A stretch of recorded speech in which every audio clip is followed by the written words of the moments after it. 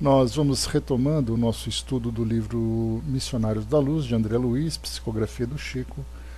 Nós iniciaremos o capítulo número 16, Incorporação. Esse, então, é a parte 1 desse estudo.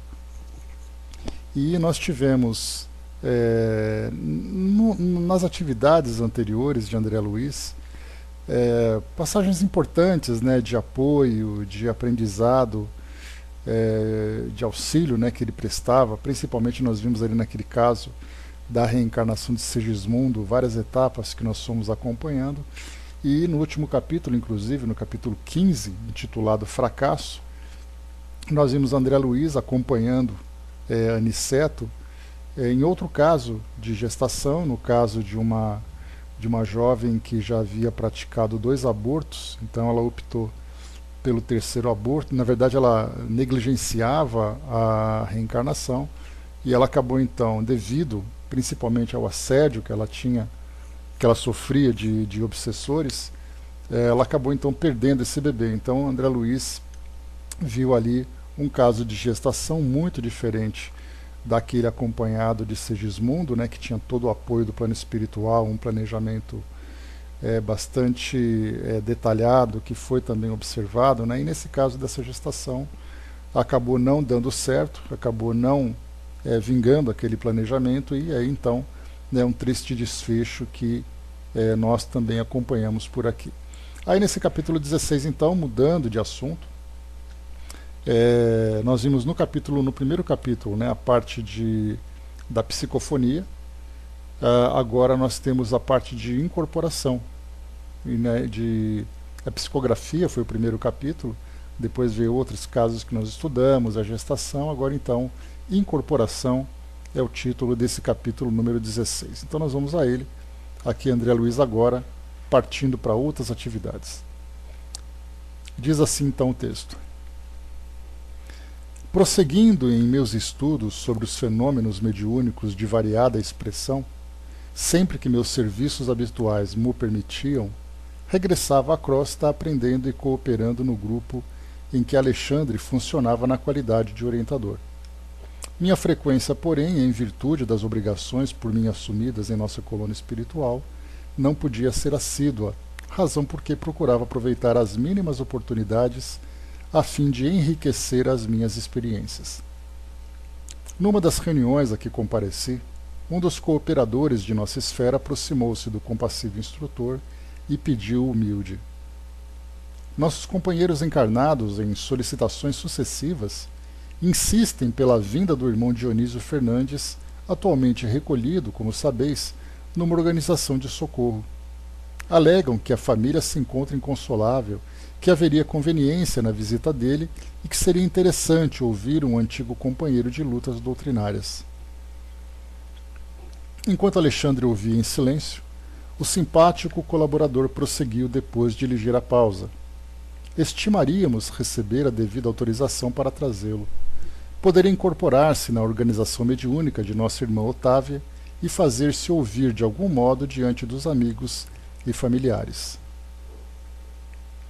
Aqui já começa então uma situação bastante frequente, quando nós temos familiares que vão até os centros espíritas insistindo em receber a comunicação de um ente desencarnado, ou mesmo, né, sofrendo as aflições, querendo algum sinal, alguma mensagem, algum tipo de presença para que haja essa consolação. Nós, do Atendimento Fraterno do Espiritismo.net, e como acontece também com muita frequência em casas espíritas, recebemos então muitos contatos e muitas visitas de pessoas que desejam, que pedem orientação e auxílio para receberem psicografias de familiares. E aí então vem o nosso trabalho esclarecendo que nem sempre é possível, exatamente por causa das dificuldades de adaptação no mundo espiritual, a permissão, o merecimento, tanto por parte do desencarnado como também da família. Então, começamos a mostrar uma série de situações que podem impedir ou favorecer a comunicação. Aqui, então, nós vemos familiares inconsoláveis pedindo o contato desse irmão que desencarnou, o nome dele aqui mais uma vez Dionísio Fernandes, e que se encontrava recolhido numa organização de socorro. Aí então pode ser aquele período inicial de assistência, né, que muitos espíritos recebem, como André Luiz mesmo, contando na sua história aquela fase inicial, em que ele precisava primeiro de adaptação, depois ele precisava também, como nós vimos na própria história dele, se familiarizar com a nova situação, perceber agora a distância que havia entre ele e a família, que dava continuidade na sua evolução. Então essa série de detalhes que muitas vezes acaba sendo ignorada, né? E aqui nós temos o esclarecimento. Então aqui na prática nós vemos então não apenas do lado dos desencarnados, nós vamos conhecer agora essa parte do lado do mundo espiritual para saber exatamente de que forma que os espíritos lidam com essa insistência, com essa grande dificuldade que os espíritos e que os encarnados acabam sofrendo. E quando a gente fala sobre sofrimento de pessoas que perdem entes queridos, nós inevitavelmente tocamos, né, nos trabalhos do Chico, que dá para a gente imaginar aquela quantidade de caravanas que ia até Uberaba, que centenas de pessoas que assistiam às sessões públicas, que choravam, que imploravam e faziam de tudo para receberem uma comunicação. E aí então a gente lembra daquela mensagem do Chico, aquela frase clássica dele, né, que devidamente contextualizada e bem compreendida, dá para nós entendermos o que ele quis dizer quando ele disse que o telefone toca de lá para cá.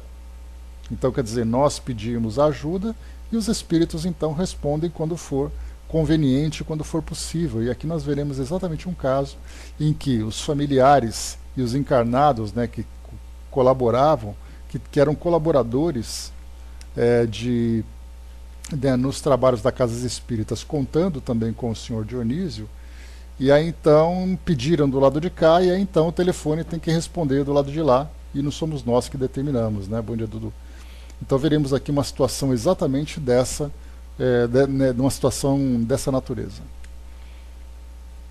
O mentor pensou durante alguns momentos e redarguiu: não tenho qualquer objeção pessoal em face da providência que você sugere, meu caro Euclíades. Entretanto, embora se constitua o nosso grupo de cooperadores encarnados de excelentes amigos, não os vejo convenientemente preparados para um integral aproveitamento da experiência. Sobra em quase todos eles, na investigação e no raciocínio, o que lhes falta em sentimento e compreensão. Colocam a pesquisa muito acima do entendimento. E como você sabe, as organizações mediúnicas não são filtros mecânicos. Além disso, Dionísio conta com reduzido tempo em nossa esfera. Ainda não pôde nem mesmo retirar-se do asilo que o acolheu em nosso plano. Adicionaremos a esses fatores a intranquilidade da família, pouco observadora da fé viva, a indiferença de vibrações da nova esfera a que o nosso amigo procura adaptar-se presentemente, a profunda emoção dele com a nossa reaproximação, talvez prematura, a instabilidade natural do aparelho mediúnico e possivelmente concordaremos com a inoportunidade de semelhante medida. Então vimos aqui listando uma série de situações também, além daquelas que eu comentei há pouco, uma série de situações que acabam também limitando essas comunicações. Então, é uma visão muito simples, né? Quando nós pegamos, por exemplo, livros psicografados pelo Chico, ou então por outros médiums, que mostram cartas de desencarnados para familiares, e aí então todo mundo acha que é com maior simplicidade que você consegue uma comunicação. E aí então todo mundo se esquece dessa série de situações que acabam limitando, dificultando o contato, principalmente porque as pessoas querem de um modo imediato para se satisfazerem, mesmo que seja com o sincero desejo de acalmar uma saudade, de aliviar uma dor, mas sem se darem conta das dificuldades que o espírito se encontra vivenciando e da mesma forma as dificuldades do próprio processo de comunicação. Então aqui o que Alexandre trouxe foi que ele pessoalmente não tinha nada de restrição a apresentar, mas a própria situação envolvendo todos, desde os médiuns dos colaboradores da casa espírita, que queriam muito mais a curiosidade da comunicação. Como foi colocado, eles queriam, vamos chamar aquele nosso amigo, porque exatamente se nós lermos os livros de Kardec, nós veremos que muitas comunicações que ele recebia eram exatamente de ex-colaboradores que tinham combinado antes de desencarnarem, como foi o caso do Dr. Demer, né? Com quem ele combinou, com o Sanson também e outros colaboradores, para colocarem em prática aquilo que eles estavam estudando. Então, o espírito que desencarnou se prontificou a isso, a equipe concordou com isso, e aí então a comunicação se dava. Aqui nesse caso nós temos um espírito que desencarnou, embora fosse colaborador da instituição, mas ele desencarnou passando por todo o sofrimento, por toda a dificuldade, e o grupo de médiuns queriam então ali que ele se comunicasse para poder dizer, olha, realmente nós conseguimos fazer, olha que legal. Né? E não é assim que a gente acaba vendo. Então, vemos ali empecilhos e dificuldades em cada fase desse processo, né, ou em cada elemento que faz parte desse processo, desde familiares, médiums, colaboradores da instituição e o próprio espírito também. Então temos ali 4 estágios que devem ser considerados e nós vemos ali dificuldades nesses 4 estágios. E aí então, quando uma comunicação acontece, nós vemos então o alinhamento desses 4 estágios, todos eles então favoráveis, né, ou usando uma expressão simples, todos eles numa condição verde, permitindo a comunicação, sem levar em consideração, né, ou sem percebermos também, o grande esforço que é demandado por parte de colaboradores do mundo espiritual e do plano físico para que essa comunicação se estabeleça. Então, desses 4 estágios, se um dele não está verde, fica ali na condição amarela ou vermelha, já traz para nós uma dificuldade. E aí então alinhar daquelas tantas comunicações, e aí a gente vê, na época do Chico, por exemplo, chegavam ali centenas de pessoas participando das reuniões públicas e vinham apenas 5 comunicações. E aí então as pessoas ficavam inconformadas, né? Poxa, mas só 5? Não dá para vir mais comunicação? Nós estamos aqui esperando, gostaríamos muito que os nossos familiares viessem se comunicar, e as pessoas completamente leigas, completamente ignorantes, no bom sentido da palavra, sobre as dificuldades e a complexidade desse processo. Então, nesse capítulo, nós estamos vendo agora, estudando, né, passo a passo de cada um desses estágios e todas as dificuldades e possibilidades para uma comunicação. E continua.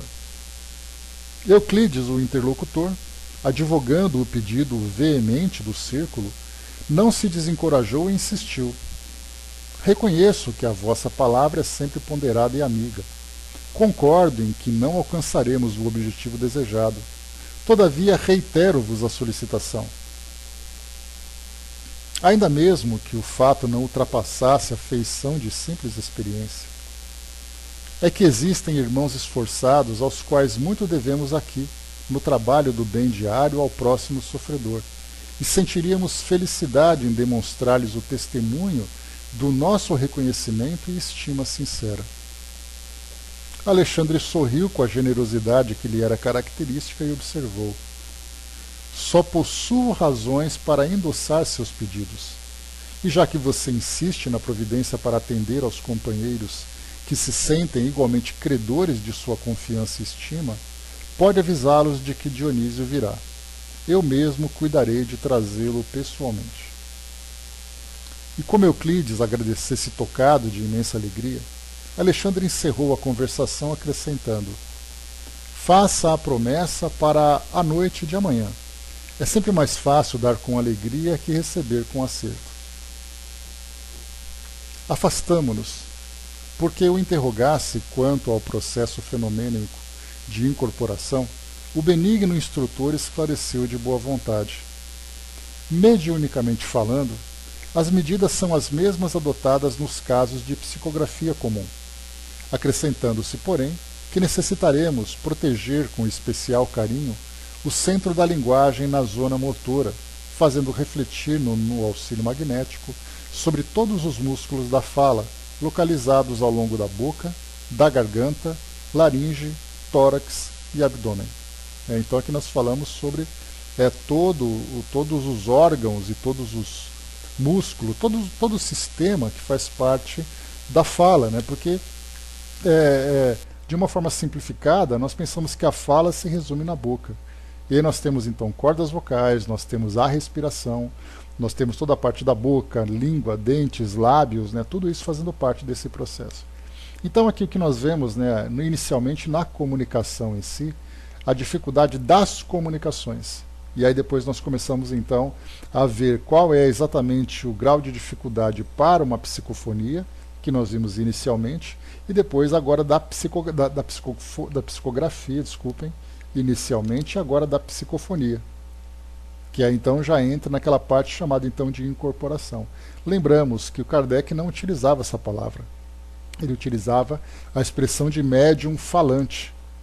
E aí então nós temos assim alguns detalhes que são interessantes de percebermos que nós temos médiums, por exemplo, como já vimos casos na Revista Espírita, né, e veremos no decorrer dos nossos estudos, o caso de uma senhora, por exemplo, que ela lia jornal e falava, só que ela não se dava conta do que falava, a não ser através daquilo que ouvia.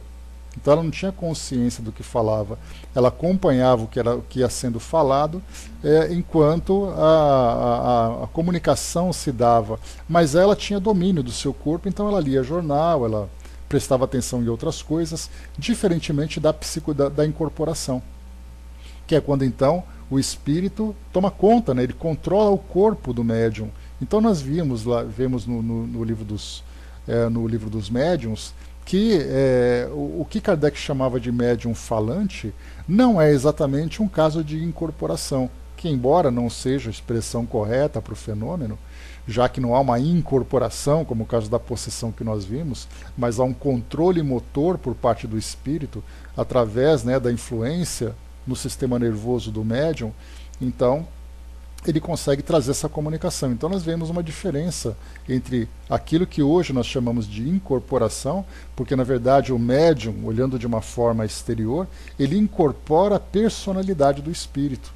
Daí então a origem dessa expressão, incorpora a personalidade, então dá a impressão de que o espírito vestiu o corpo do médium.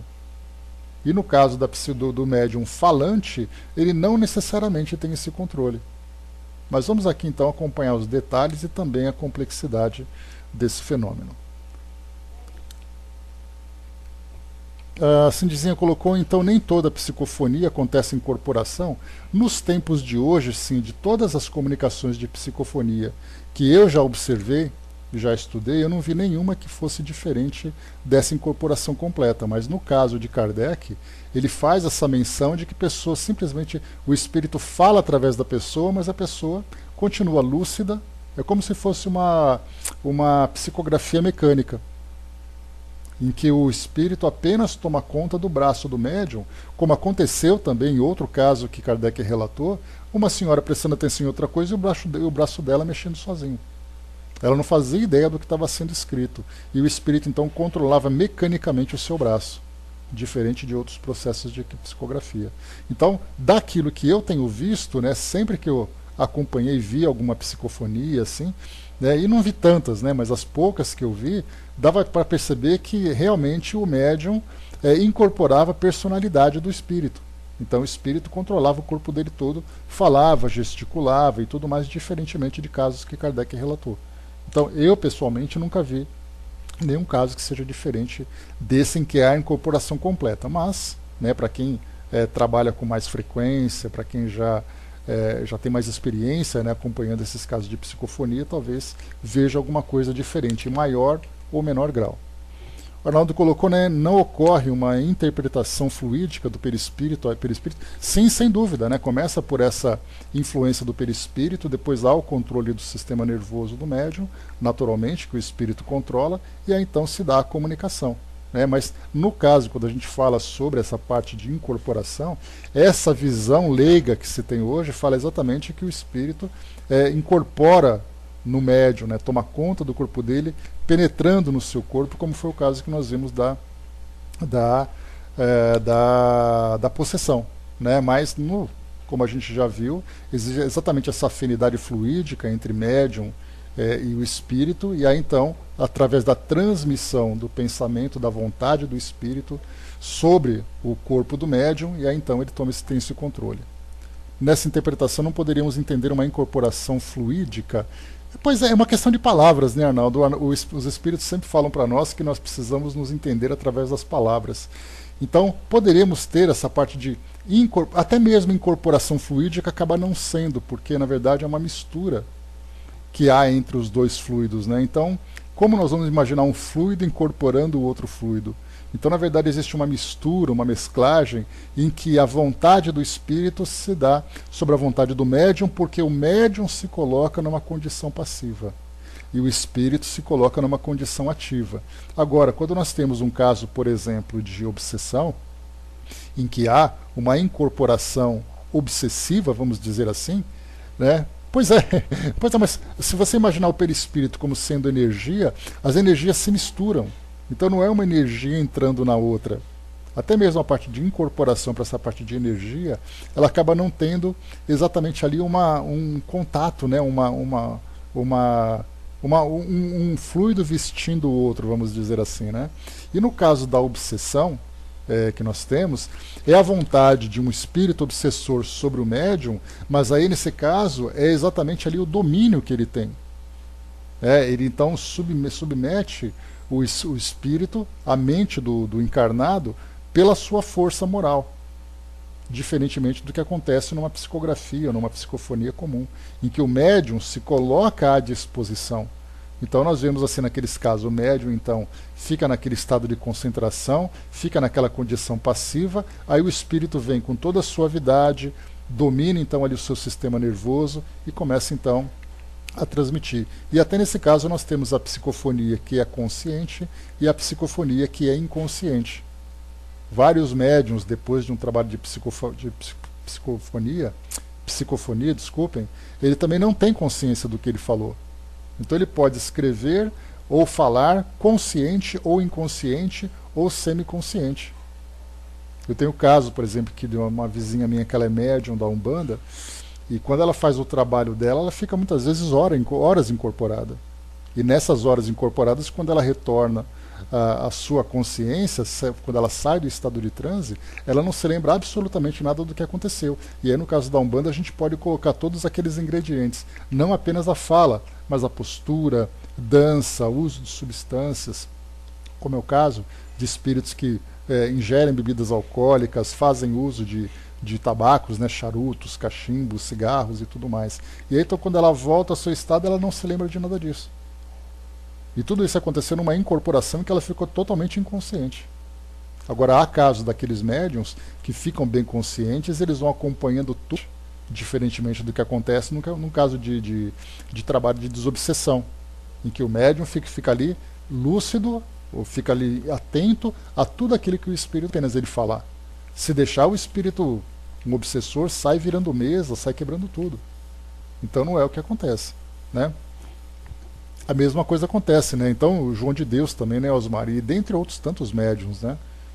O Chico falava que algumas vezes ele não lembrava, ou tinha uma lembrança mais ou menos. Já o Divaldo, se eu não me engano, ele tem consciência do que acontece durante a psicografia, a psicofonia, né? Então cada médium ali tem a sua diferença, né? Bom dia, Gilda. E aí o que a gente vê também no talho de desenvolvimento mediúnico tem exatamente esse propósito de fazer com que através dos estudos e através da vivência da faculdade mediúnica que o médium tem, ele vai se conhecendo, ele vai conhecendo as sensações, analisando as suas percepções, se ele tem lucidez, se ele não tem, se ele se sente bem, se ele se sente mal, se a incorporação se dá de uma forma suave ou de uma forma mais turbulenta, dependendo do espírito. A gente vê muitas vezes casos de incorporação em que o médium dá aquela chacoalhada, aquela agitada, e aí então ele vai se conhecendo, tendo mais controle. Tudo isso faz parte desse processo de desenvolvimento mediúnico. É o conhecimento teórico e o conhecimento prático. Porque ele vai se conhecendo, conhecendo o fenômeno e depois tendo também o controle sobre aquilo que ele vai vivenciar nessas experiências, né? O Dudu colocou ali choque anímico, né, que foi colocado. O choque anímico se dá principalmente, né, quando existe uma incompatibilidade entre o espírito e o médium. Por isso é chamado de choque. Se existe ali uma afinidade, a gente pode imaginar que o Dr. Bezerra de Menezes e Divaldo Franco, por exemplo, não há um choque anímico entre eles. Tanto que o fenômeno se dá de uma forma tão natural, tão suave, que nós ficamos na dúvida exatamente em que momento Divaldo está incorporado ou não está. Nós vimos vários vídeos dele, né, na internet, que mostra ele passando por esse processo de incorporação. Ele vai falando, e de repente nós percebemos que a fala continua, não existe aquela pausa que ele diz assim, né? Vamos esperar o Espírito falar. Ele está falando numa palestra, né? A mais emblemática que eu considero para o nosso estudo foi exatamente aquela mensagem que o Dr. Bezerra de Menezes trouxe para nós lá no Congresso, no 4º Congresso Espírita Mundial que aconteceu em Paris em 2004. Divaldo fazia ali a palestra de encerramento, contando a história de um casal de amigos que tinha filhos nos Estados Unidos e coisa e tal, e de repente na fala, contando a história, vai falando, de repente só muda o tom de voz, o assunto continua. De tão natural que é, aí começa a mudar a fisionomia, a expressão, a postura, né? Então nós vemos nesse caso chamado de incorporação, né, que como eu falei para vocês, a gente poderia criar um nome mais técnico, já que tem a psicografia e a psicofonia, poderia ter a psicomotricidade, já que a motricidade diz respeito ao controle do corpo, e é um controle do corpo através do fenômeno psíquico, né, da mediunidade. Então, acontece de uma forma tão natural que nós não percebemos. Aí nesse caso não há um choque anímico, porque a afinidade já está tão bem estabelecida que não tem mais choque. A mesma coisa acontece acontecia, né, com com Emmanuel, André Luiz e o Chico, né, e dentre outros tantos espíritos. Agora nós vemos algumas vezes o espírito, assim, principalmente em casos de reunião de desobsessão, em que o médium, mesmo estando muito bem controlado, ele sente a presença do espírito, assim como o espírito também sente o impacto, entre aspas, né, o impacto do contato entre os dois, entre o encarnado e o desencarnado. A Miriam colocou, ouvi ontem uma narrativa dele que fala de uma psicografia junto a Vitor Hugo, em que ele vê o corpo escrevendo e ele se sente na cadeira ao lado. É interessante isso, né? Então cada médium tem uma percepção, por isso que é muito interessante fazer esse processo, observar esse processo de educação mediúnica. Porque exatamente depois que acaba, nas reuniões mediúnicas, o médium então vai relatar, me fala tudo o que você viu, que você sentiu, que você ouviu, se você se sente bem, se você não se sente, você sentiu algum choque, você se sente cansado, o que exatamente você sente? Aí o médium vai fazendo então todo aquele relato dele, fazendo uma anamnese ali de tudo aquilo que ele vivenciou naquele momento, e aí então depois ele vai analisando outros espíritos, outros contatos e tal, e aí então ele se encontra preparado. Né? Chegamos até a conversar na Diva sobre isso, agora você levou um susto que eu chamei seu nome, né? Que esses casos que a gente tem de muitas vezes um médium que não tem a devida experiência, não tem ali o conhecimento sobre o processo, de repente ele é colocado numa reunião mediúnica para trabalhar. Olha, você é médium, então vem trabalhar. Peraí, mas qual é o espírito que eu vou trabalhar? Como eu vou lidar com isso? Não, confia em mim, deixa que eu cuido de tudo, fica só como médium. Não é assim. Um grupo bem estruturado, um grupo bem elaborado, nós temos ali tudo muito bem organizado, tudo muito bem controlado por todos, senão vira bagunça. Não apenas a reunião não sai de um modo satisfatório, como os médiums saem também prejudicados por causa desse contato não controlado. Isso então vira uma bagunça prejudicial, inclusive. Didima colocou fundamental a avaliação para o autoconhecimento. Não, todo o trabalho de desenvolvimento mediúnico, Didima, tem que ter esse contato. Por isso que tem ali um bom coordenador de trabalhos de desenvolvimento. Você vai, você testa, você fica ali durante muito tempo, muitas vezes 2, 3 anos de trabalho de desenvolvimento mediúnico. Imaginemos então a dificuldade que é preparar médiums para trabalhar com obsessores e com suicidas. Porque trabalhar com um espírito, entre aspas, como eles chamam, né, os espíritos de luz, é muito fácil. Você tem um contato com o espírito familiar que está bem controlado, que está bem equilibrado, também é tranquilo. Agora, pega um obsessor, daqueles que são agressivos. Pega um suicida que se encontra ali naquele grau máximo de desespero no mundo espiritual. Imagina o mal que isso faz para um médium que não está devidamente preparado para esse tipo de trabalho. E isso é uma coisa muito séria, então nós vemos que nem sempre as coisas podem ser do modo como nós gostaríamos. Inclusive os espíritos trabalham muito nisso para tentar proteger, para proteger ao máximo os encarnados, para ajudar nesse trabalho. O Arnaldo colocou, né, confia na espiritualidade e joga a responsabilidade para os outros. Exatamente, não é assim que funciona. Todos têm que estar ali, todos devem ser colaboradores ativos do trabalho. E não simplesmente, olha, fica aí, confia em mim, deixa que eu cuido de tudo. E aí então o médium olha para cima assim com aquela cara de desconfiado, eu, hein? E não é assim que funciona. Nancy colocou por isso a necessidade dos estudos primeiramente. Toda casa espírita que tem um trabalho bem organizado começa com o livro dos espíritos, depois o evangelho, depois o livro dos médiuns, e vai ali anos de estudos. Você não vai pegar um médico e botar para fazer um tratamento no primeiro ano de faculdade. Ele leva 6 anos, mais especialização, para depois começar então a exercer a profissão. E médium não é diferente disso? Ele não precisa de um tempo de estudo? Cindizinha colocou, né? Eu deixei de participar das mediúnicas por causa dessa comunicação mais turbulenta. Eu não conseguia manter o equilíbrio, né? Morri de medo. Ainda tem essa, né? Que não é fácil a gente presenciar isso, tá lidando com gente ali que se encontra bastante desequilibrada. Nancy colocou muitos espíritos que querem atrapalhar os trabalhos que se passam, né, por espíritos superiores, dando mensagens bonitas, mas sem conteúdos. É o caso dos fascinadores e tudo mais, né? Então é um trabalho complicado. A gente vai vendo um pouco mais isso no decorrer dos nossos estudos aqui, que André Luiz trouxe para nós agora essa parte de incorporação, e o próximo capítulo é doutrinação. Então nós temos 2 capítulos muito importantes aqui no nosso Missionários da Luz, que vai trazer para nós uma visão um pouco mais profunda sobre isso. Nós vimos lá no primeiro capítulo a parte de psicografia, mas aí acabou focando um pouco mais, embora falasse ali da parte técnica, da parte fisiológica do processo, focou muito mais na preparação moral, tanto que nós acompanhamos depois na saída, né, dos participantes, né, dos estudantes de mediunidade daquela casa espírita, vendo ali a condição moral, as dificuldades, as viciações, né? Então aqui nós vimos psicografia, agora incorporação, depois nós veremos de doutrinação também. Então vamos lá. Então falávamos, né, só para a gente retomar o nosso raciocínio, falava exatamente sobre essa ideia da incorporação, do controle mental que o espírito exerce sobre o médium, transmitido através dos fluidos, nesse caso o perispírito. Então pode acontecer de ser uma condição, o médium estando voluntariamente numa condição passiva, permitindo, né, por isso que é chamado, né, de passividade ao espírito, ou seja, permita que ele se comunique.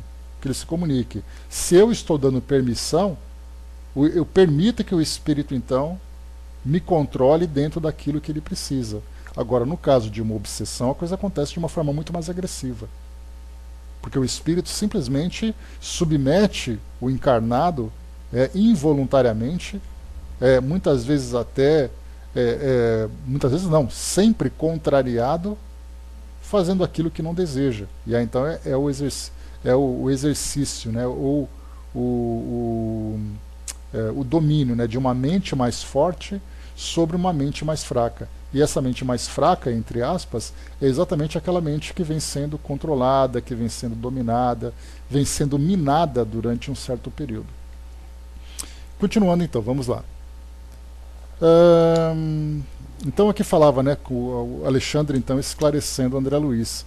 Mediunicamente falando, as medidas são as mesmas adotadas nos casos de psicografia comum, acrescentando-se, porém, que necessitaremos proteger com especial carinho o centro da linguagem na zona motora, fazendo refletir nosso auxílio magnético sobre todos os músculos da fala, localizados ao longo da boca, da garganta, laringe, tórax e abdômen. Atendendo-me às interpelações, o instrutor relacionou diversas elucidações de ordem moral, alusivas ao assunto, comentando as dificuldades para difundir nos corações terrenos os valores da consolação legítima em virtude das exigências descabidas da pesquisa intelectual. Admirava-lhe a sabedoria profunda e a sublime compreensão das fraquezas humanas, quando atingimos a instituição de socorro a que Dionísio se recolhera em plena região inferior, não muito distante da crosta terrestre. Então, o que é colocado para nós aqui é principalmente sensibilizar as pessoas a respeito da consolação que é trazida pelos espíritos através dessas comunicações, que devem prevalecer a respeito da curiosidade que nós temos com relação ao processo. Então, quer dizer, aquela pesquisa intelectual, não, eu gostaria muito de se comunicar. Me recordo de um caso em que nós tivemos um amigo que acabou desencarnando, e aí então um outro amigo acabou sonhando com ele. Olha, eu sonhei com ele, eu acho que eu gostaria muito de conversar com ele e tal. E aí então um colega se prontificou, não, se você quiser eu posso organizar reunião mediúnica, a gente evoca ele para poder se comunicar e coisa e tal. Aí depois ele veio falar comigo, o que você acha? Eu falei, olha, eu acho que isso não é assim que funciona, não. Essa praticidade, deixa comigo que eu resolvo, deixa que eu faço, a gente evoca e coisa e tal. Para que isso exatamente? É só um amigo que desencarnou, que se encontra bem no plano espiritual, que tinha conhecimento doutrinário, e de repente quer evocar pelo prazer de evocar. Mas e com relação a todas as dificuldades, o que exatamente essa evocação, essa comunicação vai trazer de benefício para você, para nós, para o grupo todo? A não ser o prazer para o evocador.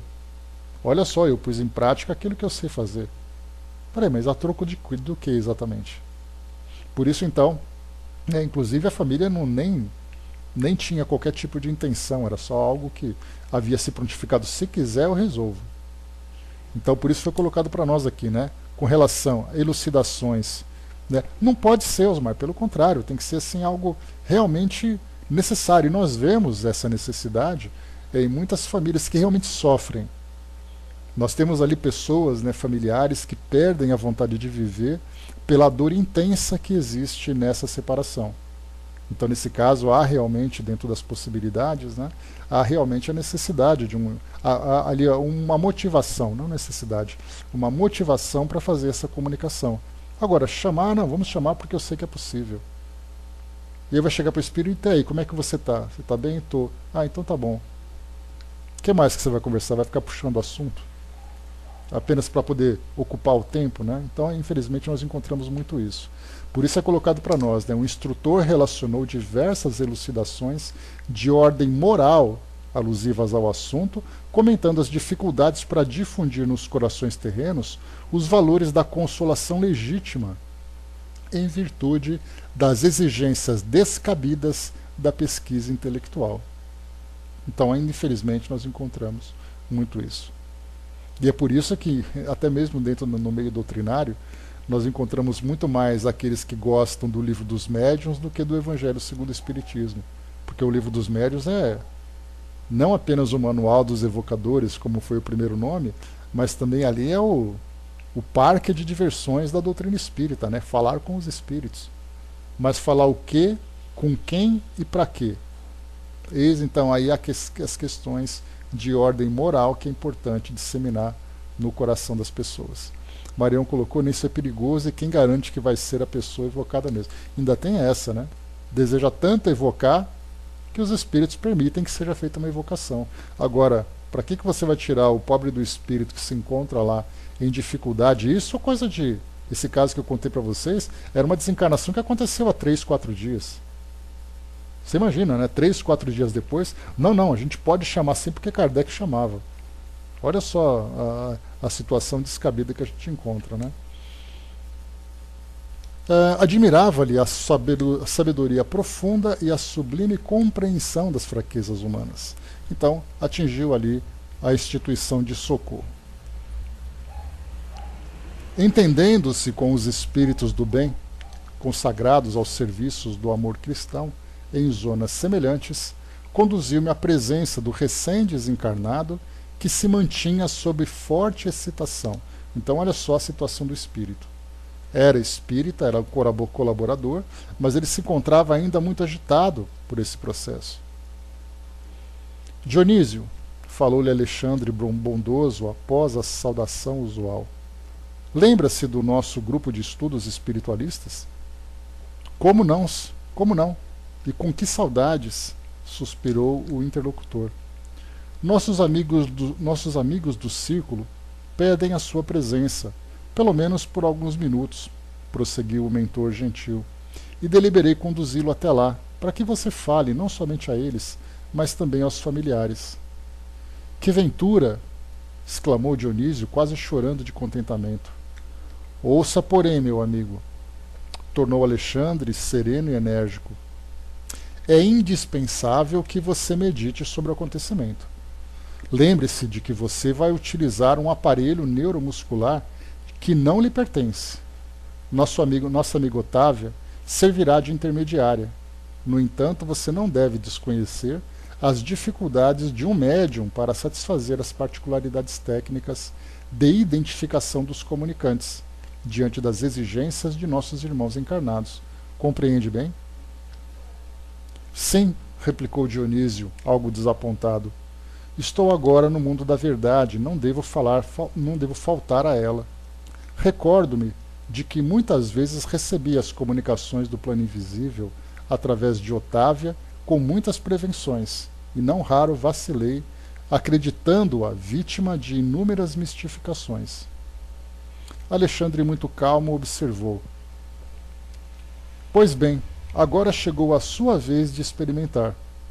E se antigamente era tão fácil para você duvidar dos outros, desculpe a franqueza dos nossos irmãos encarnados, caso agora duvidem do seu esforço. É possível que não alcancemos o objetivo. Entretanto, nossos colaboradores insistem pela sua visita e não devemos impedir a experiência. Antes que Dionísio se internasse em novas considerações, o interlocutor rematou. Concentre-se com atenção sobre o assunto. Peça a luz divina em suas orações e espere-me. Conduzi-lo-ei em nossa caminhada, em nossa companhia, deixando-o na residência da médium com algumas horas de antecedência, para que você encontre facilidades no serviço de harmonização. Aqui a gente já conversou outras vezes, né, sobre essa aproximação, esse acompanhamento. E aqui o que nós vimos, a médium se aproximando com algumas horas de antecedência. E nós já conversamos sobre casos de manifestações mediúnicas em que o espírito fica durante uma semana inteira do lado do médium, trabalhando nessa afinidade fluídica entre ambos, né? Então, aqui nesse caso, algumas horas. Aí quando nós temos, né, inclusive temos ali os relatos a respeito do trabalho do Chico com André Luiz, que a aproximação entre eles se deu durante muito tempo. Foram meses de trabalho, de aproximação, de afinidade, para que não apenas houvesse uma primeira comunicação, mas que realmente houvesse uma fluidez entre ambos para que a história se desenvolvesse e os livros então fossem escritos, e olha que nós sabemos que foram muitos livros. Então, no caso de um espírito que se comunica e vai embora, é uma comunicação rápida, é um contato ali de alguns poucos minutos. No caso de André Luiz, no caso do Divaldo, no caso com a Joana, com o Dr. Filomeno de Miranda, com Chico, com Emmanuel, enfim, outros médiums e outros espíritos, nós temos ali uma afinidade que começa inicialmente durante um tempo e depois ela se desenvolve. Tanto que eu me lembro também, é o caso do Raul Teixeira, com o espírito Camilo. Então a história de Raul, a biografia dele, ele mesmo conta, ele diz assim então que os contatos começaram na adolescência, ele sofreu muito com isso, padre que foi até a casa dele para fazer exorcismo, né? Então, já contei para vocês, mas ele relatou num depoimento que ele deu numa entrevista, que um padre então foi até a casa dele e dizia assim, olha, quando você sentir então, quando você perceber que tem espírito na sua casa, escreva ali um Pai Nosso numa folha, né, numa folha de caderno, numa folha de sulfite, depois você enrola, faz um canudo, põe fogo e sai fazendo o sinal da cruz em casa. E ele disse que a presença dos espíritos era constante, que ele pegou um calhamaço, pegou uma resma ali, né, de sulfite, escreveu o Pai Nosso e deixava na gaveta. Então quando o espírito aparecia, ele só abria a gaveta e enrolava, não precisava nem escrever mais porque era tão frequente. E ele quase pôs fogo na casa, né, depois quando ele contava. Até que então ele teve contato com conhecidos que eram espíritas, e aí então começaram a esclarecê-lo, começaram então a levá-lo para participar de de reuniões espíritas e tudo mais, e aí, então ele se deu conta do trabalho. E ele começou então a psicografar durante muito tempo.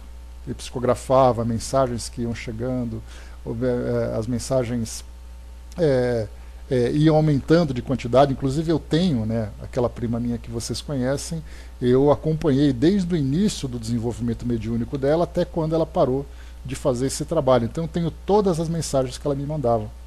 As primeiras mensagens eram mensagens de 2 linhas. Aquelas mensagens bem simples, aquelas motivacionais, aí foram aumentando de 2 linhas, para 5 linhas, para 10 linhas, aí deixaram de ser essas mensagens e começaram a vir depoimentos. E aí nós temos depoimentos que chegavam ali a 5 páginas, 6 páginas de sulfite psicografadas. Até mais às vezes, né? Então, quer dizer, elas começam bem simples, vão aumentando, aumentando, aumentando, e então Raul Teixeira passou por isso também. Até que chegou o momento em que o Espírito disse: agora tudo isso que você escreveu, joga tudo fora. E ele falou: mas como? Eu tenho um monte de mensagem aqui. Ele falou: joga tudo fora. Isso não é para você, foi só para você treinar. A partir de agora você vai começar a trabalhar. E aí então chegou o Espírito Camilo e eles começaram de fato a escrever livros, né, e a fazer esse tipo de trabalho. Então é um processo pedagógico muito interessante esse que eles fazem também. Então, como nós vimos aqui, algumas horas de antecedência para que o espírito se comunique através do médium com outros espíritos, dependendo do trabalho que vai ser feito. É um trabalho de aproximação e afinidade que dura meses. E essa afinidade se dá exatamente para fazer com que haja uma fluidez, uma facilidade máxima possível entre ambos. Para que o espírito chegue e faça o trabalho durante aquele período feito, muitas vezes ali horas de psicografia, depois ele vai embora, ele fica bem, o médium fica bem, então eles vão ali desenvolvendo aquele trabalho com naturalidade. Então tem essa diferença entre um espírito que tem uma familiaridade com aquele médium e aqueles espíritos que vêm ali apenas para uma comunicação. E aí então é feito esse trabalho de aproximação, né, um trabalho difícil muitas vezes, principalmente nos casos de espíritos mais perturbados e tudo mais, e quando se encontram também com médiums menos experientes, menos desenvolvidos, né? E aí então os espíritos fazem aquele trabalho extra para fazer esses ajustes, não de uma forma natural, mas nós podemos dizer assim, de uma forma artificial, né, ou feita por terceiros. Então aqui algumas horas de antecedência para que você encontre facilidades no serviço de harmonização. O Arnaldo colocou: existem parcerias que já são ajustadas antes da reencarnação do médium. Olha, eu acho que a gente pode dizer assim que as parcerias são ajustadas, mas a afinidade fluídica entre eles já é alguma coisa mais orgânica, já é alguma coisa mais fluídica. Então, primeiro há o ajuste do trabalho que vai ser feito, a intensidade desse trabalho, e somente depois da desencarnação é que nós encontramos então ali essa segunda etapa, que eu acho que é essa parte mais fisiológica, mais física entre eles, né? Porque não adianta você fazer uma afinidade sendo que o outro não encarnou ainda, porque a encarnação traz para o espírito uma transformação muito grande com relação às suas energias, com relação ao seu próprio desenvolvimento, né? Porque no mundo espiritual ele combinou. No mundo físico, ele pode mudar de ideia, ele pode se tornar alguém resistente. Então nós temos assim, podemos dizer que quando há o planejamento no mundo espiritual, esse pelo menos é o entendimento que eu tenho, quando há o planejamento no mundo espiritual, você assina o contrato. O cumprimento desse contrato ele vai se dar depois durante os anos seguintes. E eu falo anos seguintes porque o espírito então ele vai reencarnar, ele vai crescer, ele vai se desenvolver, e depois somente a partir de uma certa idade ele vai começar a fazer esse trabalho. Então até lá há esses ajustes. Agora acredito que essa aproximação, esse acompanhamento, ele vai se dando durante todo esse período até o momento em que realmente é hora de começar o trabalho, né? Isso é um caso, né? Creio das obras de André Luiz, o médium se recusa ao trabalho com alguns amigos, né? No caso, imagino que, né, que esse trabalho, tanto de André Luiz com o Chico, assim como Kardec com os outros tantos espíritos que se comunicaram, no caso de Kardec, ele estava comprometido com o trabalho, e ele dependeria então de outros médiuns para fazer esse tipo de comunicação. Então, assim como Divaldo e Joana, assim, né, como outros médiuns e com seus respectivos mentores, o caso de Camilo com o Dival, com o Raul Teixeira, né, e outros médiums, né? Então, assim, é aquele trabalho que depende muito também do próprio livre-arbítrio. Nós tivemos casos que foram relatos que nós vimos, que o médium, então, ele simplesmente não quis fazer parte do trabalho. Mesmo que tivessem dito para ele, olha, você se comprometeu com esse trabalho. Ele vai dizer, sim, me comprometi, mas agora eu quero viver minha vida. Eu acho que eu já fiz o suficiente que eu tinha que fazer. Imaginar, por exemplo, o próprio Valdo Vieira. A gente imagina que pelo trabalho que ele deveria fazer, era aquele trabalho de divisão de tarefas com o Chico, trabalho de psicografias e tudo mais. De repente ele encerrou o caso e começou a seguir para outro caminho. Quer dizer, na nossa análise, caso, claro que a gente está vendo pelo lado espírita, porque nós somos, ele está vendo pelo lado dele, porque ele acha que o espiritismo não é aquilo que ele procurava. Mas vai saber. Os médiuns falham em suas tarefas, quantos médiuns abandonam mesmo depois desse compromisso que nós tivemos, né? Então, deixa eu ver aqui.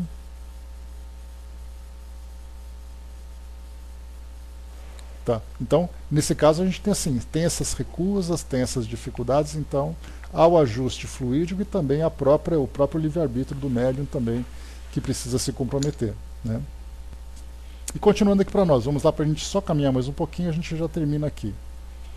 Antes que Dionísio internasse em novas considerações, o interlocutor rematou. Aqui eu já falei, né? Despedimos-nos em seguida, registrando efusivos agradecimentos do interlocutor.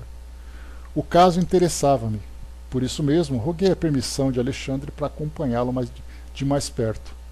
Autorizado a fazê-lo, segui o instrutor que se dirigiu no dia seguinte à instituição a que Dionísio se recolhera, amparando-o convenientemente para a visita projetada.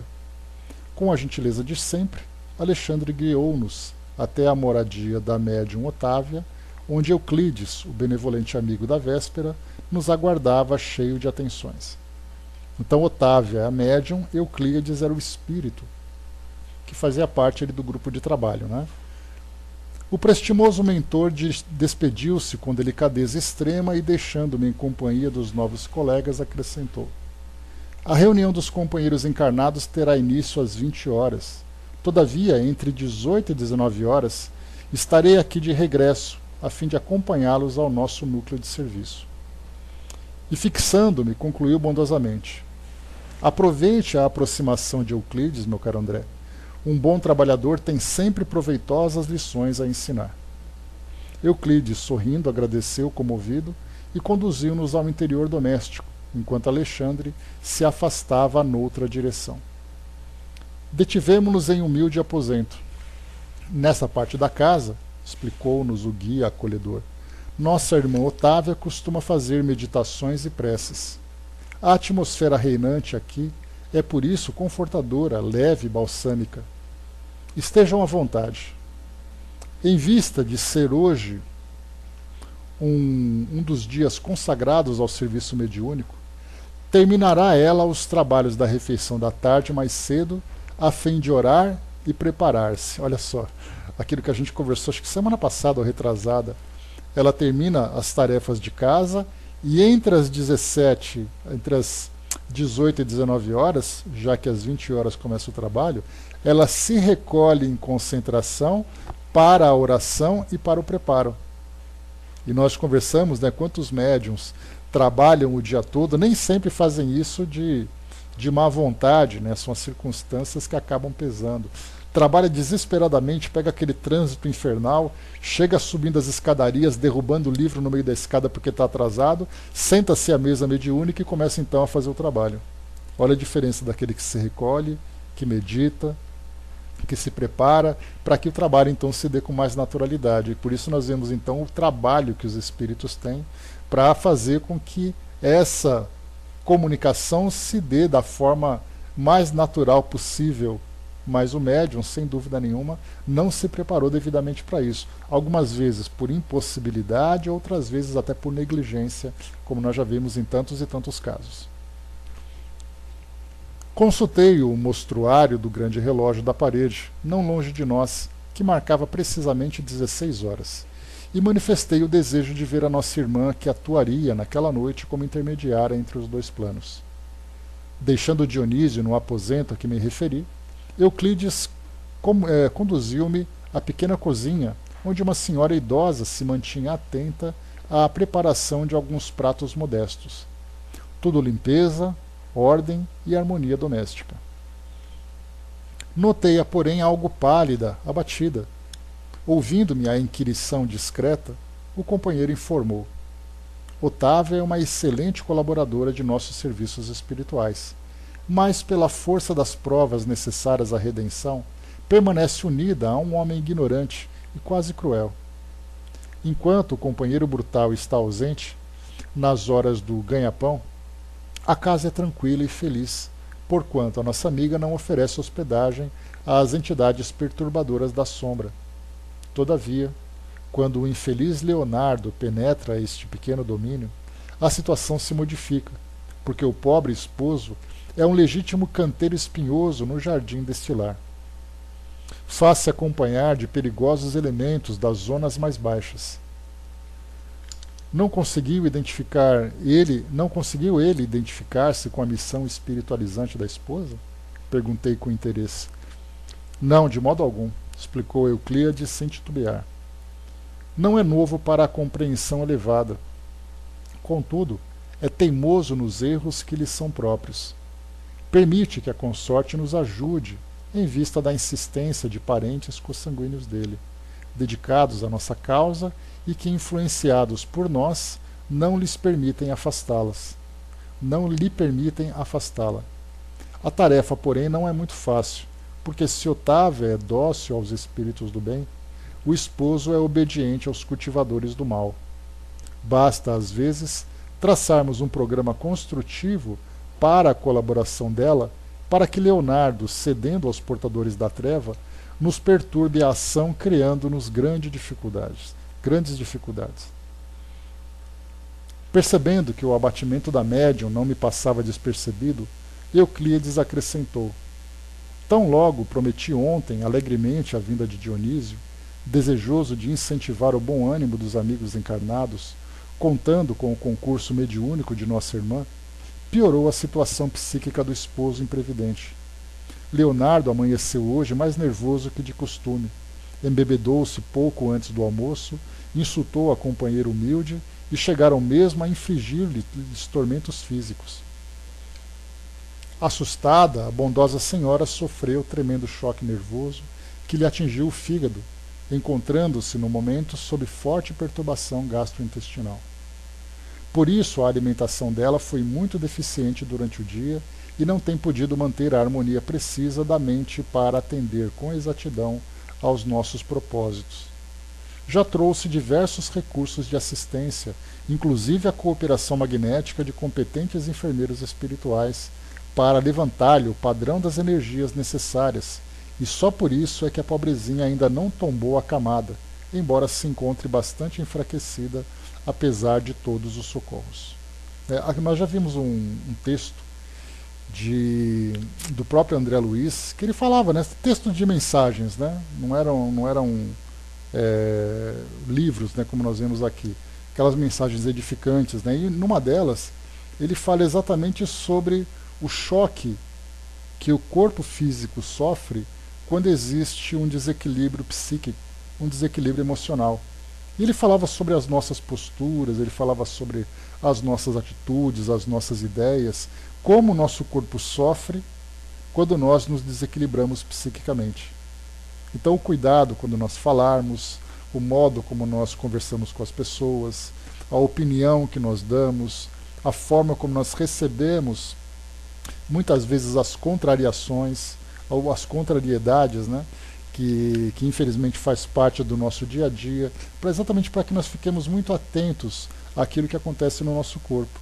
Como nós vimos aqui, essa discussão e até mesmo essa agressão física que ela acabou sofrendo fez com que ela tivesse um desequilíbrio muito grande, né? E como isso acontece conosco, né? Diante daquela situação de grande aborrecimento, vem aquela ânsia de vômito, nós perdemos o apetite, dá aquela aquele enjoo constante que fica, né? Nesse caso é uma trabalhadora que estava pronta para ir para o trabalho mediúnico e de repente passa por essa situação. E aí os espíritos vêm, né, com toda boa vontade para remediar a situação, para nos ajudar na nossa recuperação.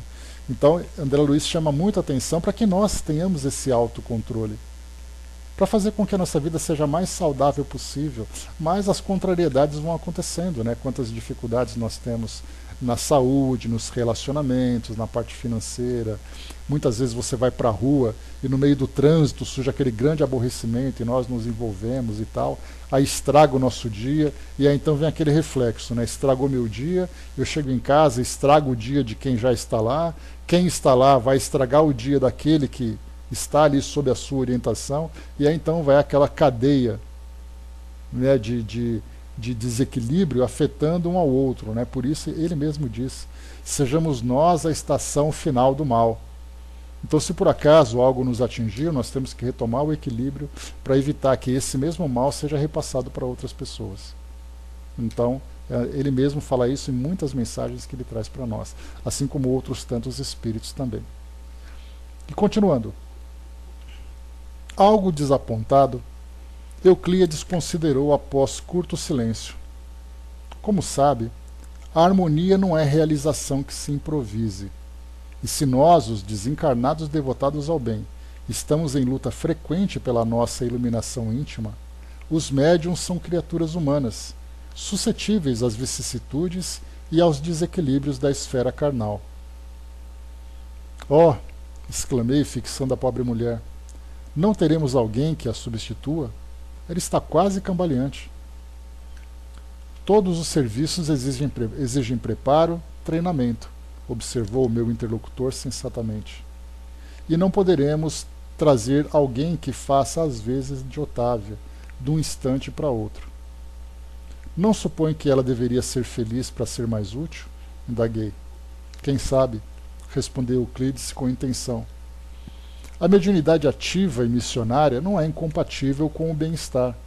E, a rigor, todas as pessoas que gozam de relativo conforto material poderiam disputar excelentes oportunidades de serviço em seus quadros de trabalho e edificação. Entretanto, as almas encarnadas, quando favorecidas pela tranquilidade natural da existência física, se mantêm na região de serviço comum que lhes é própria às necessidades individuais. E, como o cumprimento do dever com exatidão já representa grande esforço, raramente ultrapassam a fronteira das obrigações legítimas, em busca do campo divino da renunciação.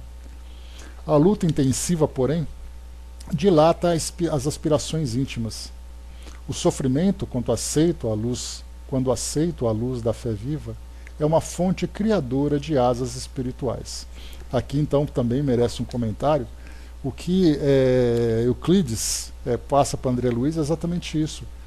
Que quantas vezes nós temos compromissos no plano espiritual e aí então quando nós chegamos aqui no mundo físico, quanto mais equilibrada e mais confortável a nossa vida, menos sacrifício nós queremos fazer.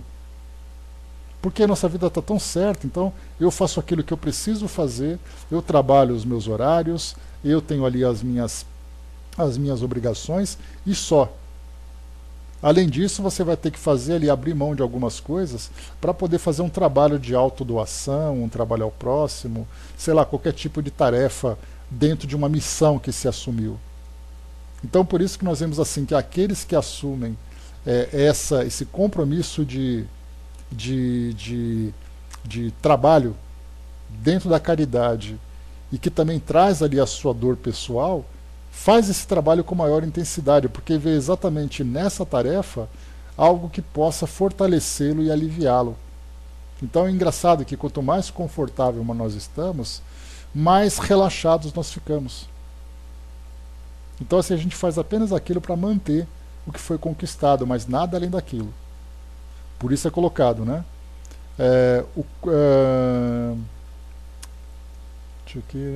Quando favorecidas pela tranquilidade natural da existência física, se mantém na região de serviço comum que lhes é própria às necessidades individuais.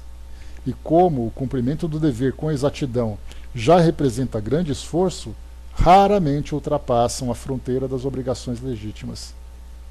A luta intensiva, porém, dilata as aspirações íntimas. O sofrimento, quando aceito à luz da fé viva, é uma fonte criadora de asas espirituais.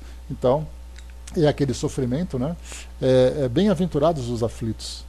Então ele aceita as dificuldades como parte não apenas do seu resgate, mas também do seu crescimento pessoal.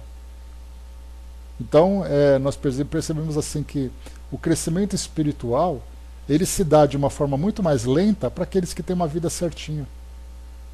Porque ele não precisa fazer nada, ele não precisa buscar nenhuma fonte de fortalecimento, de equilíbrio, porque ele já está bem. Então ele faz apenas aquilo que ele precisa. Agora, quando a gente percebe que a dor bate à nossa porta, e é isso que nós vemos dentro daquela passagem de Humberto de Campos, que fala do Brasil, coração do mundo, pátria do Evangelho. Mas como é que o Brasil vai ser pátria do Evangelho com tanta gente sofrendo? É exatamente porque é esse sofrimento que vai trazer para nós o despertamento.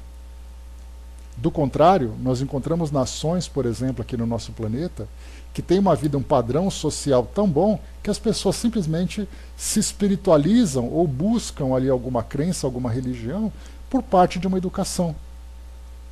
Mas para que ela vai se ajoelhar, juntar as mãos e implorar ali a presença de Deus, se ela não precisa de nada que vá além daquilo que já é suprido pelas suas necessidades? Então é exatamente esse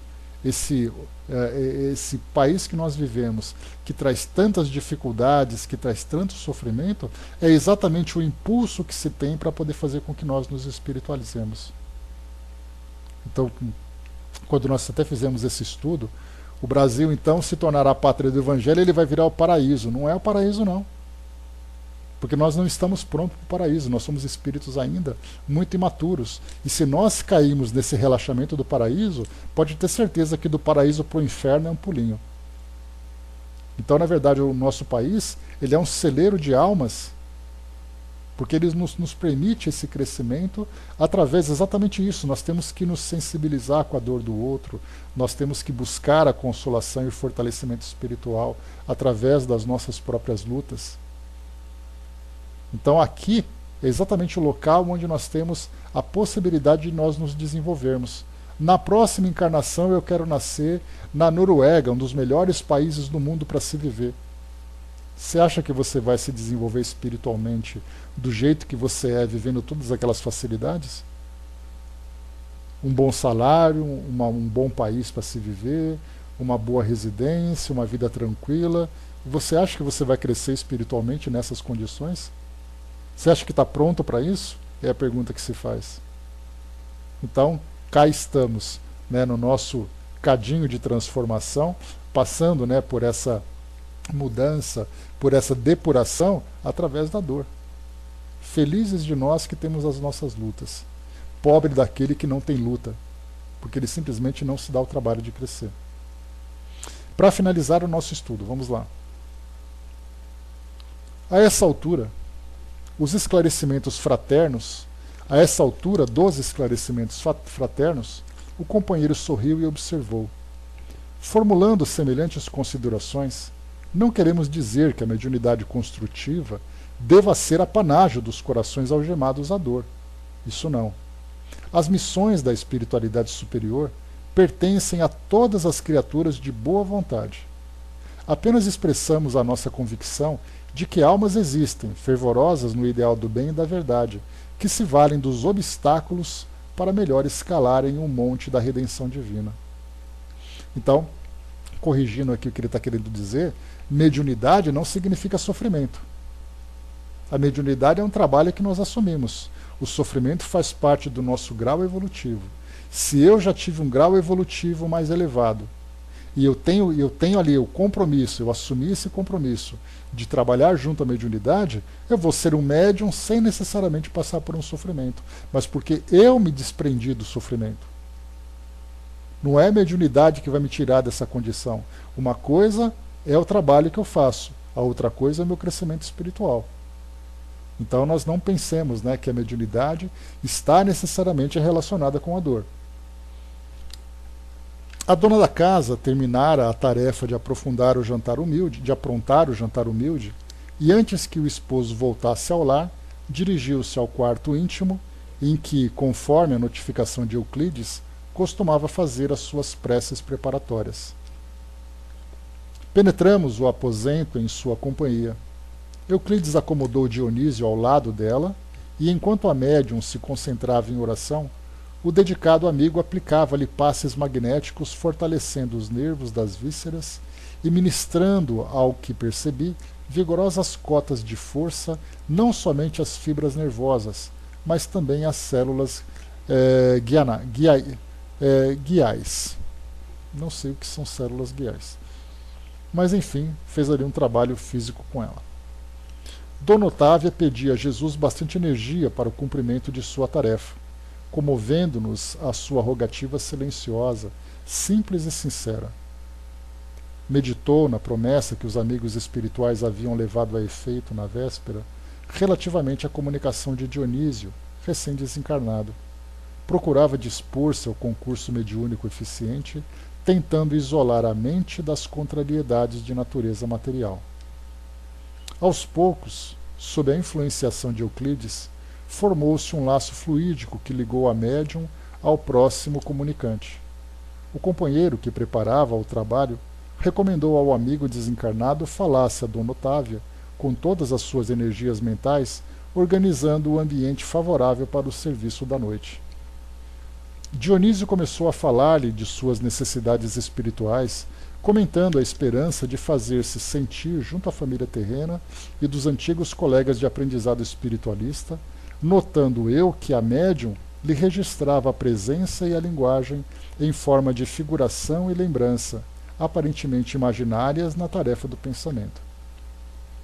Observei com interesse a extensão da fronteira vibratória que nos separa dos espíritos encarnados, porquanto, em nos achando ali, em frente a uma organização mediúnica adestrada, precisávamos iniciar o trabalho de comunicação com quem estivesse muitíssimo distante, vencendo devagarzinho os círculos espessos de resistência. Miriam colocou ali, né? Células ligadas ao sistema nervoso, né? A Gilda colocou também. Glia. É porque aqui está guia, então acho que estava errado na grafia, né? Células não neuronais do sistema nervoso central que proporcionam suporte e nutrição aos neurônios. O contrário do neurônio, que é mitótico, nas células gliais ocorre a mitose, né? Legal. Obrigado então, obrigado Miriam, obrigado Gilda. Porque aqui está guiais. E aí então, aqui tá, que às vezes a gente está lendo aqui alguma coisa e aparece aqui o erro de grafia de quem digitou, né? Então a gente lê uma palavra estranha, já não basta ser estranho, ainda está escrito errado, aí fica impossível, né? Mas valeu, esclarecido então, parte do sistema nervoso central. Longo tempo durou o singular diálogo, reconhecendo que ao fim da interessante conversação prévia entre a médium e o comunicante, palestra esta que foi plenamente orientada pelo tato fraterno de Euclides, em todas as minúcias, Dona Otávia parecia mais ambientada com o assunto, aderindo com clareza ao que Dionísio pretendia fazer. Tudo ia bem, e não me cansava de admirar aquele inesperado serviço de preparação mediúnica, quando aconteceu alguma coisa muito grave. O dono da casa chegava, de volta, quebrando de modo violento a tranquilidade das vibrações em que nos mergulhávamos. Vociferando, logo à entrada, obrigou a esposa a levantar-se de súbito. O infortunado senhor semelhava-se a um brutamontes nas suas características de tirano doméstico.